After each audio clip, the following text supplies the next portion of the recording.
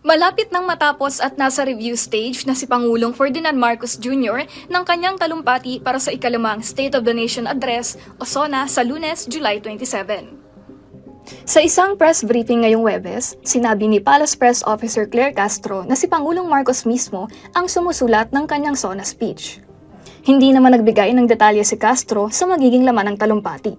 Pero tulad ng mga nakaraang SONA, sinabi ni Castro na maaaring magkaroon muli ng mga pasabog o malalaking anunsyo ang Pangulo.